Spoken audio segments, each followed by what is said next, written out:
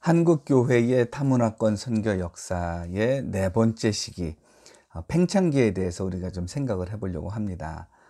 팽창기는요, 1990년에서 2000년으로 좀 구분을 했는데요.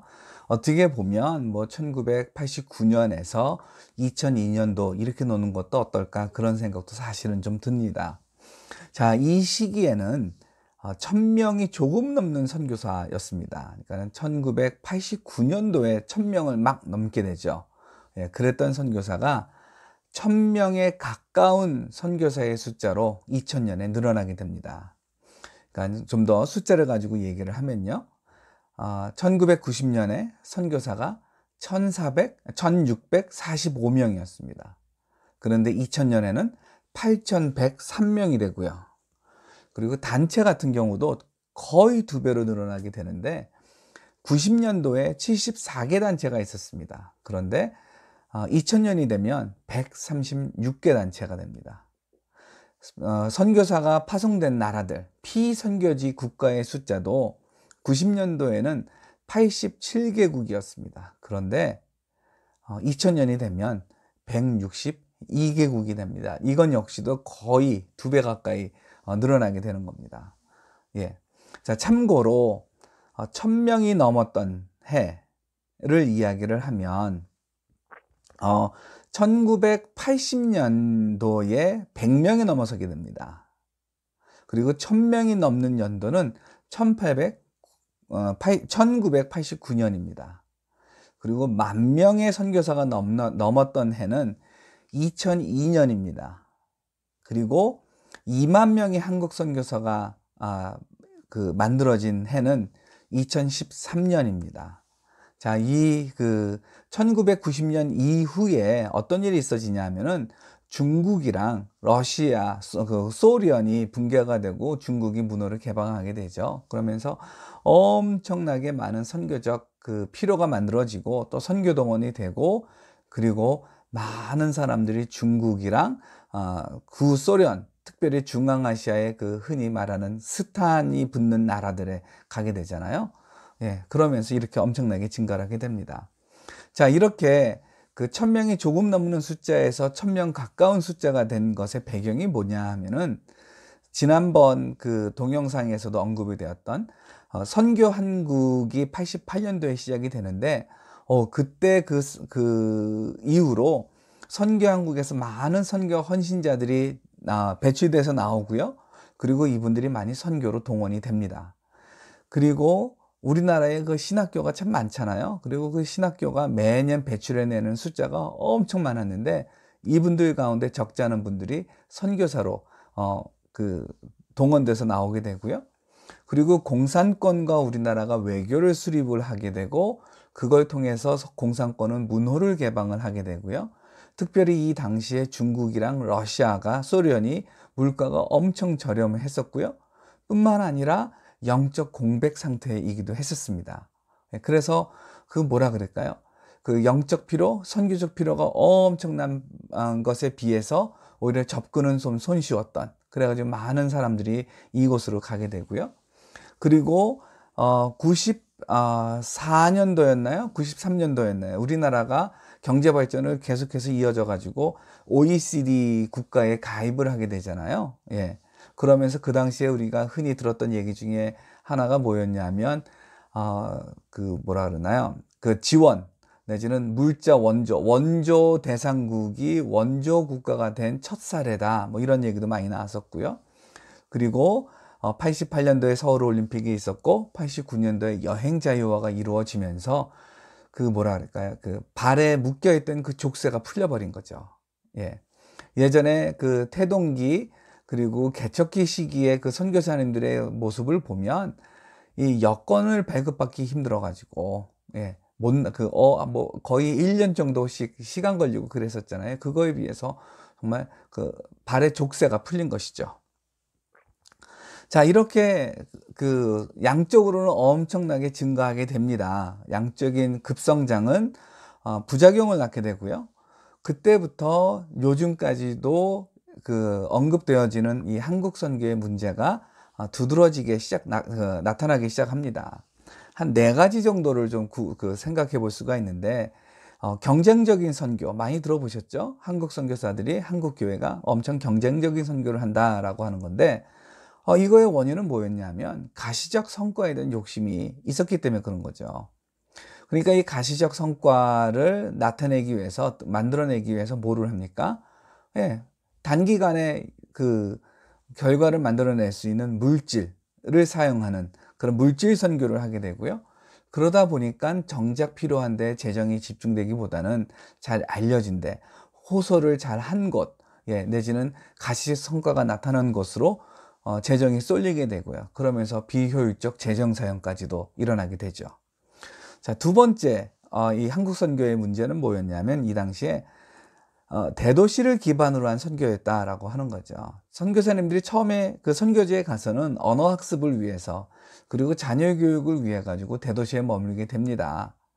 그런데 그렇게 1년, 2년 살다가 보면 거기서 이제 사람들을 만나고 사역이 시작이 되고요. 그리고 또 교통과 생활의 편리함도 있고 또 안전도 고려를 해야 되니까 대도시에 아무래도 더 머물게 되고요. 그러다 보니까 선교사님들이 도시에 집중하게 되고요. 그러니까 먼저 오신 분들은 후배 선교사들에게 저기 지방으로 가라라고 하는 얘기를 하고, 후배 선교사들은 아니 우리가 지금 좀 여기를 배워야 되니까 선배 당신들이 먼저 가시오라고 하는, 그러니까 서로 그런 말을 주고받지는 흔히 안 하지만 어떤 그런 정서가 양쪽에게 있는 어떤 그런 것이 있었고요. 그리고 세 번째로 우리 한국 선교의 문제, 적절한 타문화권 선교 훈련에 부족했던 것. 여기에는 우리나라가 단일 문화이기도 하지만 또 한편으로는 그 말씀을 전하면 되지 뭐가 필요한 거야 라고 하는 이 정서도 있었다라고 하는 거죠. 아니 뭐 이 사람들이 말씀을 배우고 그 말씀만 내가 제대로 가르치면 되는 거 아니야, 뭐 한국 문화나 전하지 않을 거야, 그냥 말씀만 전하면 되는 거 아니야, 이 생각인데, 거기다가 또 한편으로는 이 부르심이라고 하는 것도 있었죠. 나 하나님부터 선교사로 부르심을 받았어, 나 빨리 가야 돼. 그리고 남아서 훈련을 받고 준비하고 이러는 것들은 좀 불필요한 것으로 보이게 되고요. 그런 것들이 있었고요. 그런 다음에 이제 선교지에 가가지고는 이제 또다시 경쟁적 선교, 가시적 선교, 성과가 아무래도 부담으로 다가오게 되고요. 그러니까 충분히 현지 문화와 언어를 배우기보단 사역에 뛰어들게 되고요. 사역에 뛰어들게 되다 보니까 어떻게 됩니까? 한국 문화만 아는 거죠, 선교사가. 그러니까 그 현지에서 한국을 가르치는 거죠. 복음과 함께. 자, 이런 문제가 있었고요. 자, 네 번째, 한국 교회를 흔히 개교회주의라고 얘기를 합니다. 근데 우리나라 선교도 개별 교회주의 내지는 개별 선교사주의가 시작이 되었다라고 할 수 있겠습니다. 이 팽창기에서부터요. 그러니까 그 전에는 교단에서 파송을 하는 거란 말이에요. 그리고 오히려 교통통신이 좋지는 않았지만 그래도 교단 선교부의 지휘 내지는 지도를 더 순종적으로 받아들이는 거였다고 한다면, 오히려 이 시기가 되면 선교사들에게 결정 권한을 줘야 된다. 나쁜 말 아니고 아주 좋은 생각입니다. 근데 그것이 뭐라 그럴까요? 협력, 이런 쪽으로 좀 더 이렇게 사용되기보다는 그냥 각자 알아서 하는 거로 그 방향으로 더 가게 됩니다. 자, 이 시기에는요, 목회자 선교사님들의 비중이 여전히 높았습니다. 약 74%까지도 올라갑니다. 그러니까 예장 합동의 경우 같은 경우에는 교단 파송의 한 46%, 그리고 이중 회원권자요, 교단 선교부랑 뭐 국제단체 이렇게 양쪽 다 멤버십을 가지는 거요, 이런 것이 한 20% 정도 됐다 그러니까요. 그러니까 66% 이상이 일단 교단 선교부에 소속이 되는 것이었었습니다.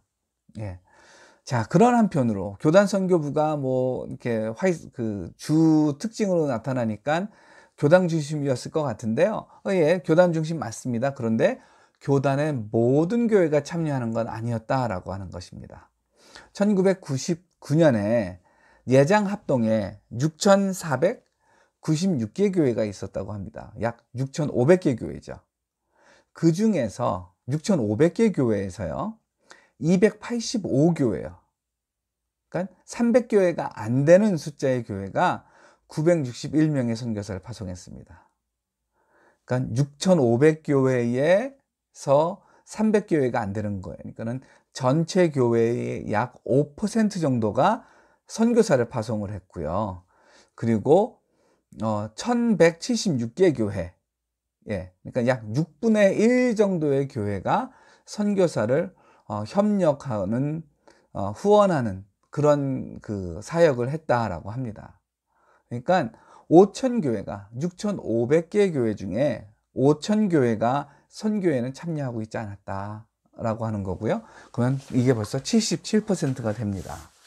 자, 이런 한편으로 또 한편으로 이제 이 협력의 노력 내지는 협력의 필요를 깨닫고 협력하는 그 기관들도 만들어집니다. 그 대표적인 것이 1990년에 만들어진 KWMA, 한국 세계선교협의회입니다. 이거의 그 초대 사무총장은 우리 학교 그 당시에 교수셨던 전호진 교수님이었고요. 우리 학교, 그러니까 아세아연합신학대학교 서대문 캠퍼스에 이 사무실이 있었죠. 그 이후로 계속해서 이 단체가 성장할 수 있었던 거고요. 그리고 이제 또 요 시기에 우리 그 선교학의 발전도 있습니다. 일단 선교를 가르치는 석사과정에서 가르치는 그러한 기관들이 문을 열었는데 선교대학원이 개설이 된 겁니다. 장신대는 1993년, 총신대는 96년, 서울신대도 96년, 엑치는 97년인데 뭐 그 전에도 일반 대학원에서 선교학 전공으로 이제 학위 과정 그 석사 과정생들이 나왔었고요. 자, 이 선교대학원이라고 하는 것은요, 우리나라 그 교육부 편지에 따르면 전공 교수가 3명 이상이 있어야 되는 겁니다. 그 말은 장신대, 총신대, 서울신대, 엑츠가 이 선교학 교수가 3명 이상이 되었다라고 하는 것이죠. 그리고 학회도 결성이 됩니다. 한국선교신학회가 1992년도에 결성이 되고요. 그리고 복음주의 선교신학회가 1998년도에 다시 조직이 되고 그때부터 운영이 되기 시작합니다. 처음에 1984년도에 처음 조직이 되긴 했지만 조직되고 얼마 안 돼가지고 유지가 잘 되지 않았었습니다. 자, 그러면서 이렇게 선교대학원들이 설립이 되고 그리고 선교학회들이 이렇게 설립이 되고요. 그러면서 이때부터 이제 한국의 선교의 이슈 문제를 묻는 연구 논문들이 이제 대거 나오기 시작을 합니다. 이것이 팽창기의 그 모습이었습니다.